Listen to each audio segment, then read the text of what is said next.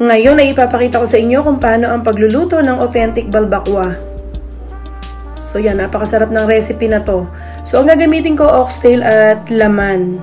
Naglagay ako ng konting laman para hindi naman puro oxtail yung kakainin natin. Tingnan natin kung ano magiging outcome. So nung nalinis ko to, ilalaga ko siya sa mainit na tubig na may whole peppercorn, asin, konting suka at bay leaves.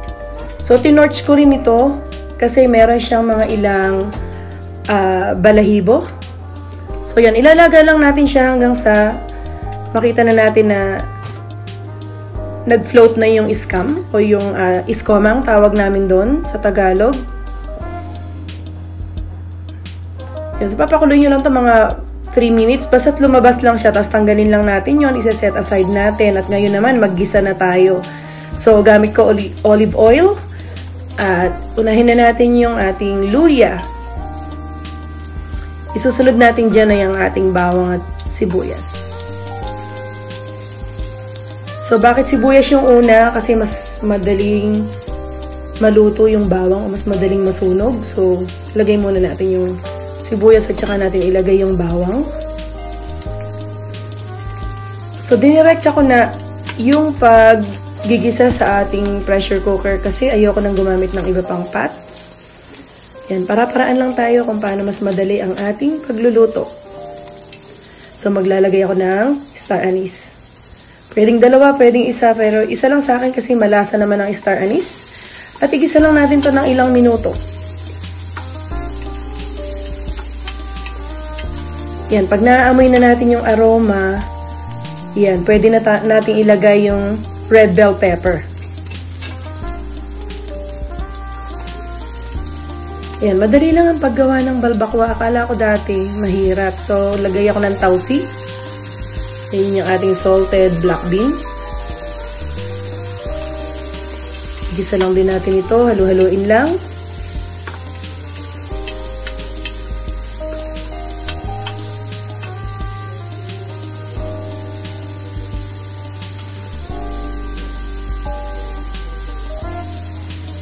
At naglagay ako ng leeks. Pwedeng green onions. Pero optional lang yan. Nagkataon lang na meron ako sa fridge. So, lagay na natin. Pampadagdag din to ng flavor. So, nakita nyo ba yung kumain na na-feature sa isang TV station ng balbakwa? Diba? Parang ang sarap-sarap niya kumain. So, parang napakasarap talaga ng balbakwa. And this is the first time na magluluto talaga ako nito. So, naglagay din ako ng additional na bawang. Yeah, dried garlic. Yeah, lagi akong ganyan magluto at inilagay ko na yung ating nor cubes. Yeah, pampadagdag ng flavor din.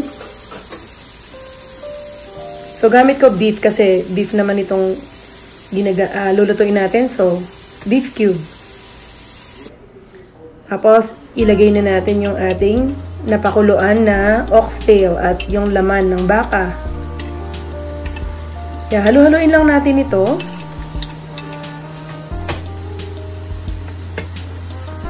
Super simple lang. So, kung wala kayong pressure cooker, medyo matagal na pakuluan lang, pero worth it naman. So, lalagay ko na yung ating tomato paste.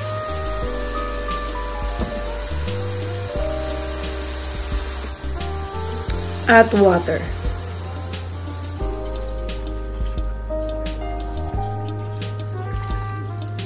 Yan, tansyahin lang natin yung ating water, yung enough lang para mapalambot natin yung ating oxtail. Total, gagamit naman tayo ng pressure cooker. Pero kung stove top ang gagamitin natin, medyo matagal nga yung pakuluan. So, medyo mas maraming tubig yung magagamit kasi iba ang pressure cooker sa ating regular na lutuan. So, papakuluan ko lang ito ng mga 1 oras. Tapos, i-check natin. After ng 1 oras, tingnan natin kung malambot na siya.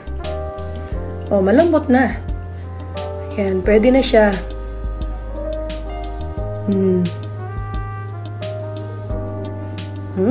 Tender at masarap. Masarap yung lasa niya at ang ganda ng kulay, di ba? Yan, parang hihiwalay na nga yung laman niya sa buto.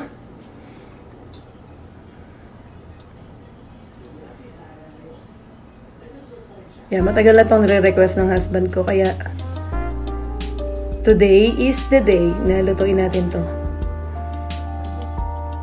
Yan, iba yung lasa niya, ang sarap talaga.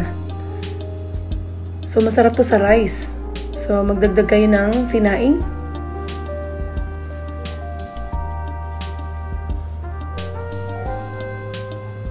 Parang gusto ko nang kumain ah.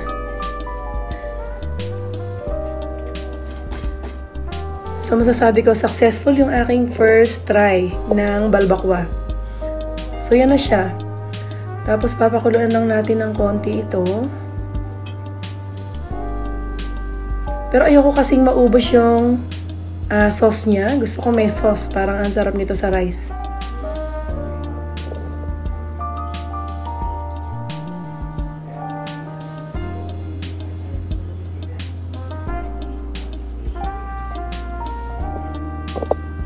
Yan, diba? Ang ganda.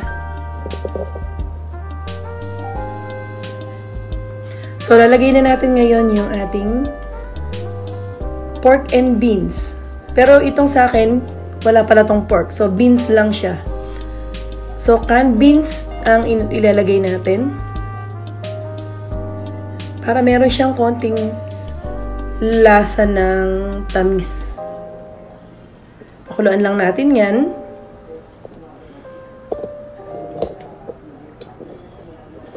So, di ba kaka-excite naman? Try nyo rin to mga kaibigan para masaya ang family, happy tummy.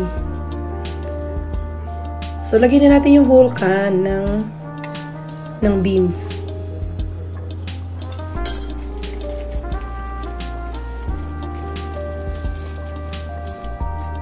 Tapos, mag-add ulit tayo ng leeks para pang-garnish lang.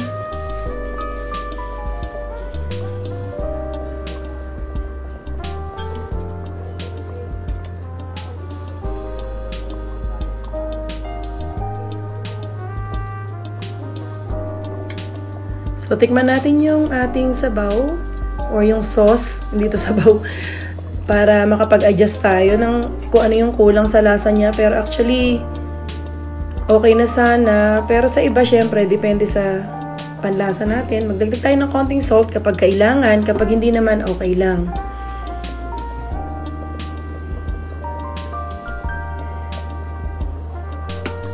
So, pepper. Ground black pepper. Mag-add na rin tayo. Halo-haloin lang natin at ready to serve na to. So, yan. Diba? Ang ganda. Yan ang original balbakwa recipe natin ngayon na paborito ng ating President Rodrigo Duterte. So yan, kain na tayo. Yan, ang sarap. Ang sarap nito. So pwedeng ulit-ulitin. Yan. So mararamdaman mo